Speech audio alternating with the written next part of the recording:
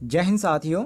स्वागत है आप सभी का एक बार फिर से आपके अपने YouTube चैनल पे। आज इस वीडियो में आपको बताने वाले हैं मोस्ट इम्पोर्टेंट क्वेश्चन सीटेट परीक्षा 2026 के लिए। और इसमें आपको प्रमुख मनोवैज्ञानिक के सिद्धांत देखने को मिलेंगे। अलग अलग जो यहाँ पे सिद्धांत दिए गए उन सिद्धांत के बारे में आपको बताने वाले हैं क्वेश्चन के माध्यम से। और ये जितने भी क्वेश्चन आपको बताए जाएंगे ये सारे क्वेश्चन आपके प्रीवियस ईयर बुक से लिए गए हैं जो परीक्षा में पूछे गए हैं। जैसे आपके सामने प्रश्न संख्या 91 है।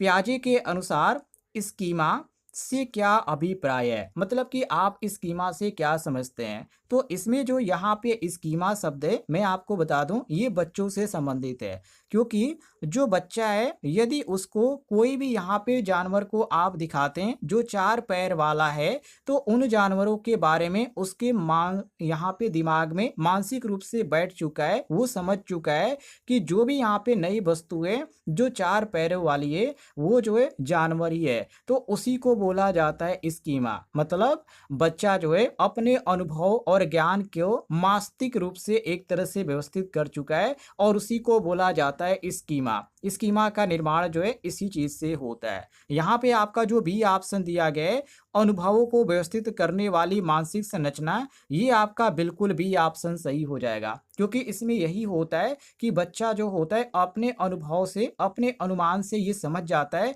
कि ये 4 पैरे वाला जो व्यक्ति है या जो वस्तु है वो कोई जानवर ही है, कोई अलग नहीं होगा। 2 पैर वाला होगा तो मनुष्य होगा। तो इसमें यहाँ पे स्कीमा का सिद्धांत है, स्कीमा में यही बताया गया है। और ए ऑप्शन दिया गया केवल बच्चे की स्मृति। तो ये बच्चे की स्मृति कहना अलग चीज होता है। ये स्कीमा जो होता है केवल याद रखने की जो क्षमता होता है उसको नहीं, बल्कि अनुभवों को जो समझने में और व्यवस्थित करने को जो मानसिक ढांचा तैयार होता है उससे संबंधित होता है। तो स्मृति कहना यहाँ पे गलत हो जाएगा। और सी ऑप्शन दिया गया बच्चे की शारीरिक वृद्धि। साथियों, शारीरिक वृद्धि का जो संबंध होता है एक तरह से जैविक परिवर्तन से होता है और स्कीमा जो है ये संज्ञानात्मक संरचना से संबंधित है। तो ये भी ऑप्शन आपका गलत होगा। और डी ऑप्शन दिया गया केवल भाषा का ज्ञान।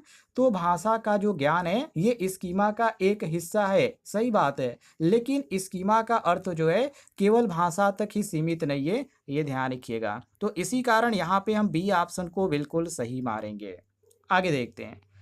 अगले प्रश्न में पूछा जा रहा है, क्वेश्चन थोड़ा सा लंबा है। इसमें पूछा जा रहा है कि पियाजे के अनुसार संतुलिनीकरण की आवश्यकता कब यहाँ पे उत्पन्न होती है। मोस्ट इम्पोर्टेंट क्वेश्चन है। तो देखिए आवश्यकता कब होगी। देखिए जब नई जानकारी जो होती है पुरानी मानसिक संरचना से जब मेल न खाती है तो मेल न खाने पर उसी को हम बोलते हैं संज्ञानात्मक असंतुलन। जी हाँ।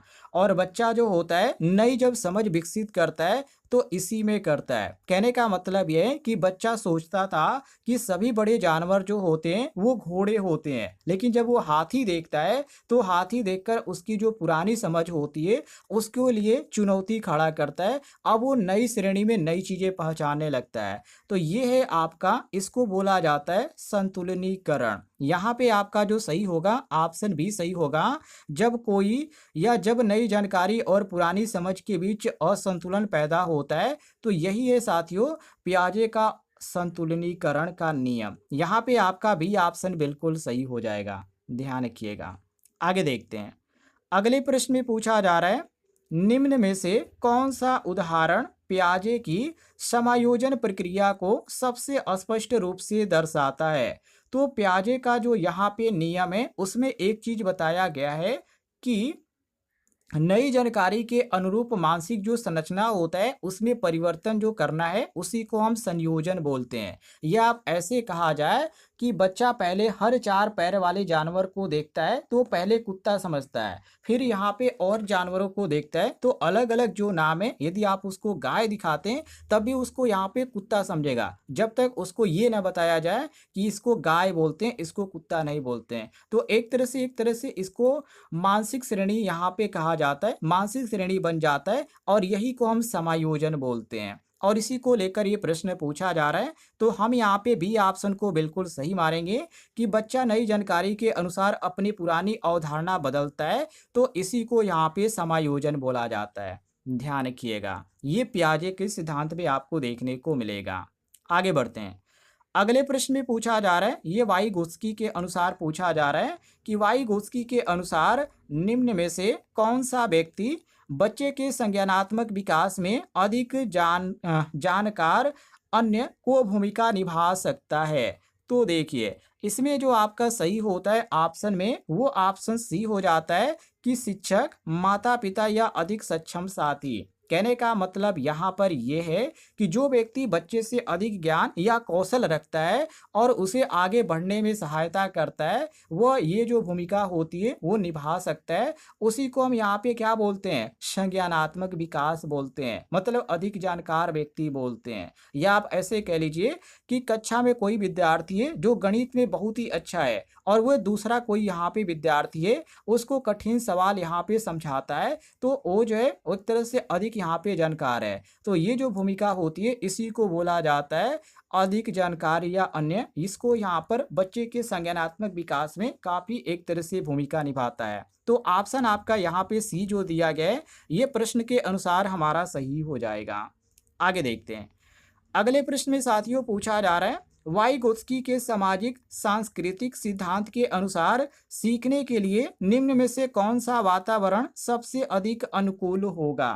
तो साथियों, जहां बच्चे सहयोग, संवाद और समस्या समाधान में भाग लें। कहने का मतलब यहाँ पे है कि बातचीत, सहयोग और साझा समस्या समाधान जो है ये बच्चे के एक तरह से संज्ञानात्मक विकास को आगे बढ़ा सकते हैं। या आप ऐसे समझ लीजिए कि समूह में बच्चे जो हैं एक दूसरे को अपने तरीके से समझाते हैं और मिलकर समस्या को हल करते हैं, तो इससे सीखना जो एक तरह से चीज़ देखा जाता है, तो ये आपका सामाजिक और सक्रिय बनाता है। तो यहाँ पे आपका उसी के अनुसार हम सी ऑप्शन सही मारेंगे कि जहाँ बच्चे सहयोग, संवाद और समस्या समाधान में भाग लेते हैं, इसी को बोला जाता है सामाजिक सांस्कृतिक सिद्धांत, जो कि वाइगोत्स्की का है। ये ध्यान रखिएगा। तो ऑप्शन आपका यहाँ पे सी होगा सही।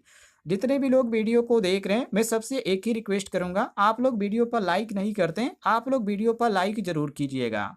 आगे बढ़ते हैं।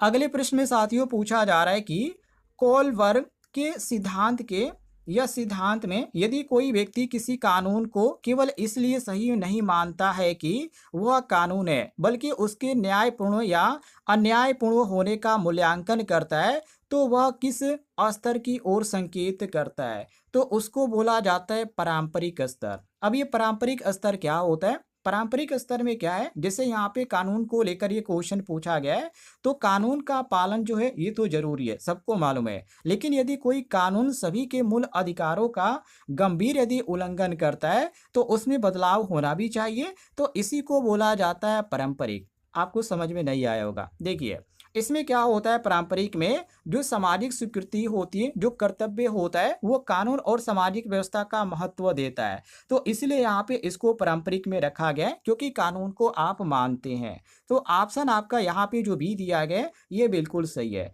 कानून आप भी मानेंगे, आपके पिताजी भी मानेंगे, उनके पिताजी भी मानेंगे, क्योंकि कानून जो है एक तरह से मानने की क्या है, यहाँ पे पारंपरिक चीजें हैं। तो यहाँ पे आपका भी ऑप्शन जो होता है ये क्वेश्चन के अनुसार करेक्ट आंसर हो जाएगा। क्लियर है साथियों? आगे देखते हैं। आगे प्रश्न में पूछा जा रहा है, एक शिक्षक प्रत्येक सही उत्तर के बाद बच्चे को तुरंत अंक देता है, जिससे बच्चा बार बार उत्तर देने लगता है। स्किनर के अनुसार यहाँ अंक देने का मुख्य उद्देश्य क्या है? तो इसका मतलब है वांछित प्रतिक्रिया की संभावना बढ़ाना। कहने का मतलब यह है, यदि सही उत्तर के यहाँ पे बाद यहाँ पे दिया गया जो परिणाम है वो बच्चों के लिए एक तरह से सही माना जाता है, भविष्य में वही व्यवहार दोहराने के लिए प्रेरित करता है। मतलब कोई बच्चा यहाँ पे अच्छा अंक प्राप्त कर देता है और उसके आप यहाँ पे जो अंक प्राप्त किया वहाँ पे यदि आप गुड लिख देते हैं, तो दोबारा यहाँ पे गुड पाने की कोशिश करेगा कि हाँ मैंने यहाँ पे सही यहाँ पे से किया, सही हमने यहाँ पे टेस्ट दिया, उसमें अच्छे अंक मिले, तभी तो हमें गुड मिला है। तो एक तरह से वो दोबारा पाना चाहता है, तो इसी को बोला जाता है वांछित प्रक्रिया। आपको समझ में आया होगा। और इस तरह नहीं समझ में आया तो इस तरह समझ लीजिए। सही यदि हम जवाब की बात करें तो देखिए, पहले जवाब, अंक और यहाँ पे फिर बच्चा, मतलब कि एक तरह से हाथ उठाता है यदि कोई आप प्रश्न पूछते हैं कोई छात्र से और यदि वो हाथ उठाकर बताता है और उससे आप शिक्षक हैं संतुष्ट हो जाते हैं, तो आप क्या कहेंगे? वेरी गुड कहेंगे। तो वो क्या करेगा? जो यहाँ पे छात्र है वो सोचेगा कि हाँ, मैंने उत्तर दिया तभी तो वेरी गुड टीचर ने कहा। तो जब आप सवाल पूछेंगे, टीचर जब भी सवाल पूछेगा तो वो हमेशा जो बालक है यहाँ पे सही उत्तर देने का प्रयास करेगा। तो यही आपका वांछित प्रक्रिया बोला जाता है। वांछित प्रक्रिया की संभावना इसमें बढ़ जाती है। यहाँ पे आपका ए ऑप्शन जो होगा ये करेक्ट आंसर हो जाएगा। आगे देखते हैं साथियों, अगले प्रश्न में पूछा जा रहा है स्किनर के सिद्धांत में पुनर्बलन और दंड के बीच मूल अंतर क्या है?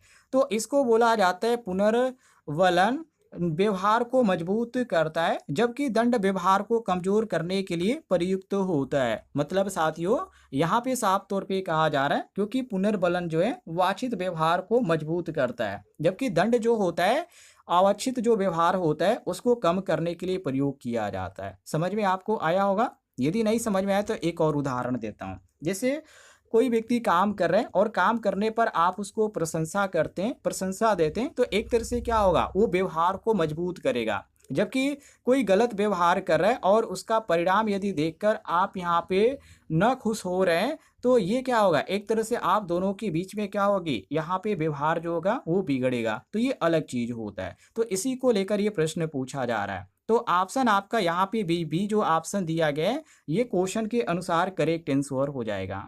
आगे देखते हैं। आगे प्रश्न में पूछा जा रहा है थॉर्नडाइक के अनुसार किसी विद्यार्थी को किसी कार्य को करने का अवसर मिलने पर उसे संतोष प्राप्त होता है और वह कार्य करने के लिए तैयार रहता है, यह किस नियम से सबसे अधिक संबंधित है? तो इसी को बोला जाता है तत्परता का नियम। ध्यान रखिएगा, तत्परता का नियम। अब इसमें क्या होता है, जैसे बच्चा कोई प्रयोग करता है तो प्रयोग करने के लिए यदि वो तैयार होता है तो शिक्षक उसे प्रयोग करने देता है, तो वो एक तरह से क्या होता है? सक्रिय रूप से यहाँ पे सीखने का अनुभव उसे प्राप्त होता है। तो इसी को बोला जाता है तत्परता का नियम। क्योंकि तत्परता के नियम में साफ तौर पे कहा गया है कि व्यक्ति कार्य करने के लिए तैयार हो और उसे कार्य करने का अवसर यदि मिले तो वो सीखने की स्थिति जो होगी उसमें अधिक एक तरह से संतोषजनक हो सकती है। तो यही है आपका तत्परता का नियम। बाकी यहाँ पे भी ऑप्शन दिया गया प्रभाव का नियम। तो प्रभाव का जो नियम है वो व्यवहार के बाद मिलने वाला जो संतोषजनक होता है और असंतोषजनक जो परिणाम होता है वो व्यवहार से संबंधित होता है, वो व्यवहार को प्रभावित करता है। और अभ्यास का नियम क्या है? तो बार बार अभ्यास से यदि उद्दीपन होता है या प्रतिक्रिया संबंधित कोई यहाँ पे मजबूती मिलता है तो उस पे जोर दिया जाता है। तो ये अभ्यास का नियम है। और समानता का नियम क्या है? तो समानता का जो नियम है एक तरह से थॉर्नडाइक का जो प्रमुख यहाँ पे मूल नियम है उसमें कोई भी आपको समानता का नियम नहीं देखने को मिलेगा। ये ऐसे यहाँ पे भ्रम करने के लिए लिख दिया गया है, तो ये गलत होगा। केवल आपका यहाँ पे ए ऑप्शन सही हो जाता है। आगे देखिए, अगले प्रश्न में साथियों पूछा जा रहा है निम्न में से कौन सा उदाहरण थॉर्नडाइक के प्रभाव के नियम को सबसे अच्छी तरह दर्शाता है? तो ये दर्शाता है बच्चा सही तरीका अपनाकर अच्छा परिणाम प्राप्त करता है और भविष्य में उसी तरीके से दोहराता है। यहाँ पे आपका भी ऑप्शन बिल्कुल सही हो जाएगा। मतलब कि हम यहाँ पे कह सकते हैं कि बच्चा जो है यदि गणित का एक तरीका अपनाता है और उत्तर यदि मिलाता है तो वो अगली बार क्या करेगा? वही तरीका इस्तेमाल करेगा। पहले सवाल को हल करेगा, उसके बाद साइड में उत्तर देखेगा कि हाँ मैंने जो सॉल्व यहाँ पे प्रश्न किया है उसका उत्तर सही है या नहीं है। मैथ में तो यही होता है, एक साइड आपको प्रश्न देखने को मिलता है, दूसरे साइड आपको तालिका में उत्तर देखने को मिलता है। तो बच्चा यहाँ पे क्या करता है? यहाँ पे मिलाता है कि हमने जो क्वेश्चन सॉल्व किया है वो यहाँ पे सही आंसर यहाँ पे मैच कर रहा है या नहीं। तो इसी को यहाँ पे बोला जाता है साथियों प्रभाव का नियम। ये ध्यान रखिएगा। ऑप्शन आपका बी जो होगा ये आपका करेक्ट आंसर हो जाएगा। आगे बढ़ते हैं।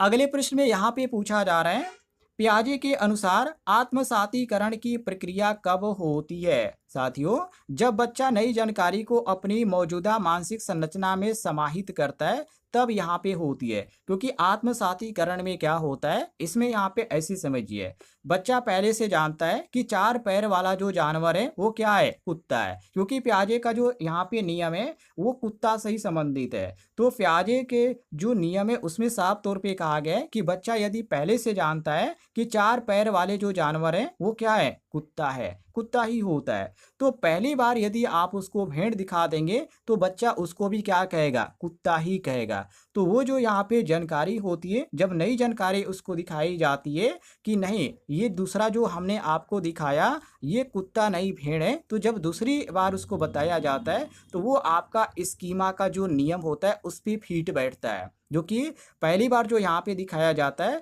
वो अलग होता है, उसको आत्मसातीकरण बोला जाता है। और जब दूसरे जानवर को आप दिखाते हैं और उसी को वो कुत्ता ही बोलता है तो उसको आत्मसातीकरण बोला जाता है। लेकिन जब उसको आप बता देते हैं कि ये कुत्ता नहीं भेड़ है, तब वो जो आता है स्कीमा का नियम के अंतर्गत आता है। बस दोनों में यही अंतर है, ज़्यादा अंतर नहीं है। तो क्वेश्चन में आपसे आत्मसातीकरण का प्रक्रिया के बारे में पूछा जा रहा है, तो आप कहेंगे जब बच्चा नई जानकारी को अपनी मौजूदा मानसिक संरचना में समाहित करता है तो उसको यहाँ पे आत्मसातीकरण बोलते हैं। क्लियर हो गया? आगे देखिए, अगले प्रश्न में पूछा जा रहा है पियाजे के अनुसार यदि बच्चा अपनी पुरानी समझ में परिवर्तन करके नई परिस्थिति के अनुकूल मानसिक संरचना बनाता है तो इसे क्या कहा जाता है? तो इसको साथियों कहा जाता है समायोजन। जी हाँ, यहाँ पे आपका भी ऑप्शन बिल्कुल सही होगा, समायोजन। समायोजन में क्या होता है, नई जानकारी के अनुरूप जो मौजूद स्कीमा में परिवर्तन होता है या परिवर्तन करना होता है उसी को हम यहाँ पे समायोजन बोलते हैं। तो ये अलग चीज़ है। हालांकि ऐसे आप समझ लीजिए कि बच्चा को ये, और यदि वो समझता है कि हर 4 पैर वाला जानवर है वो कुत्ता नहीं होता है, और गाय के लिए अलग मानसिक श्रेणी बनता है और भैंस को अलग यहाँ पे श्रेणी के अंतर्गत देखा जाता है, तो वो जो यहाँ पे एक तरह से जो दिमाग में बैठने वाली चीज़ होती है उसी को यहाँ पे समायोजन बोला जाता है, जानवरों की पहचान होना। तो ये आपका सही होता है ऑप्शन बी, क्वेश्चन के अनुसार करेक्ट आंसर।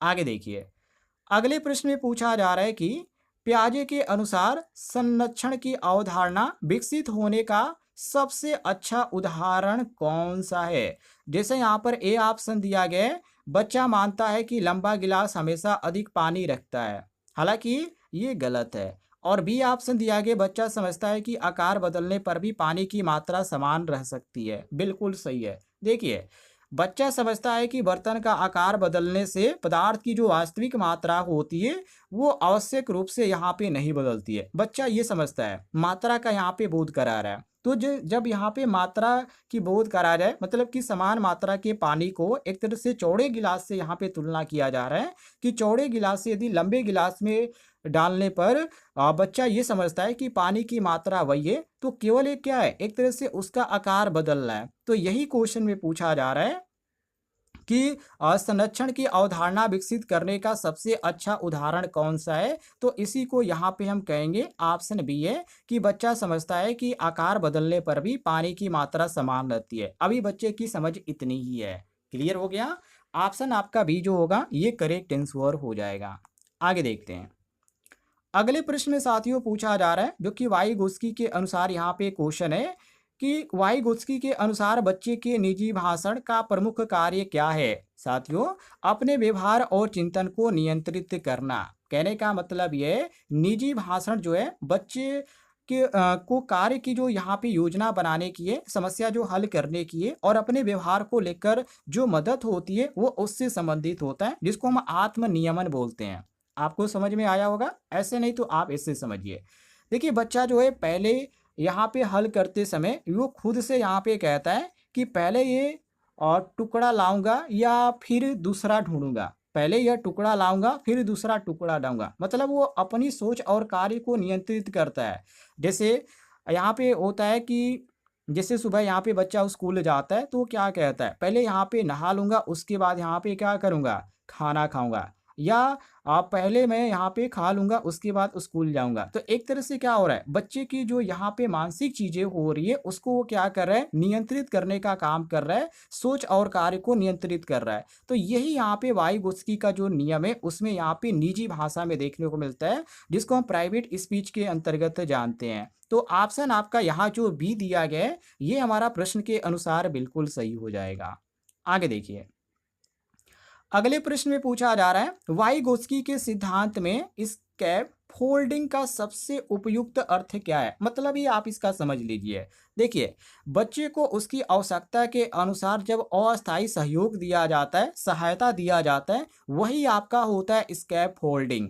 और ऑप्शन में आपका बी देखिए दिया गया है कि बच्चे को उसकी आवश्यकता के अनुसार अस्थायी सहयोग देना, इसी को स्कैप फोल्डिंग बोला जाता है। मतलब आप कह सकते हैं कि शिक्षक पहले पूरा तरीका यहाँ पे दिखाता है, फिर संकेत देता है और अंत में बच्चे को खुद करने देता है। तो यही है आपका प्रभावी स्कैप फोल्डिंग का रूल। इसको ध्यान रखिएगा, ये कई बार एग्जाम में पूछा जा चुका है।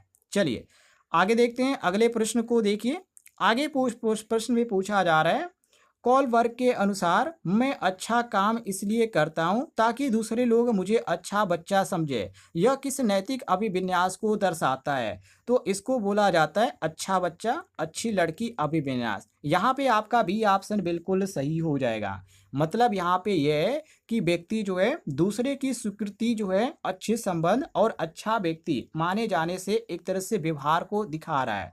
तो हम कहेंगे कि बच्चा शिक्षक की मदद इसलिए यहाँ पे करता है क्योंकि वो चाहता है कि शिक्षक और सहपाठी उसे अच्छा बच्चा माने। ठीक है, तो इसी को यहाँ पे जो कोल वर्ग के अनुसार जो रूल है उसमें इसको नैतिक अभिविन्यास के अनुसार कहा गया है। तो ऑप्शन आपका इसी कारण बी ऑप्शन जो होगा ये हमारा करेक्ट आंसर हो जाएगा। क्लियर है साथियों? आगे देखते हैं, अगले प्रश्न में पूछा जा रहा है, कॉल वर्ग के सिद्धांत के अनुसार नैतिक विकास में शिक्षक की सबसे प्रभावी भूमिका क्या हो सकती है? तो बच्चों को नैतिक परिस्थितियों पर तर्क करने और अलग अलग दृष्टिकोण से समझाने का असर देना। यहाँ पे आपका बी ऑप्शन सही होगा। कहने का मतलब यह है साथियों कि अलग अलग नैतिक दृष्टिकोण पर विचार करने से एक तरह से उच्च स्तर के नैतिक तर्क को बढ़ावा मिलता है। या आप ऐसे समझिए कि शिक्षक यदि पूछ रहा है क्या हर परिस्थिति में सच बोलना सही है, यदि सच बोलने से किसी निर्दोष व्यक्ति को यदि नुकसान हो जाए तो इससे बच्चों में क्या होता है, नैतिक तर्क यहाँ पे विकसित होता है। मतलब एक तरह से जो है शिक्षक बच्चों को समझा रहा है कि हर परिस्थिति में सच बोलना सही होता है, चाहे कोई भी परिस्थिति हो, चाहे आप वहाँ पे खुद ही गलत हो।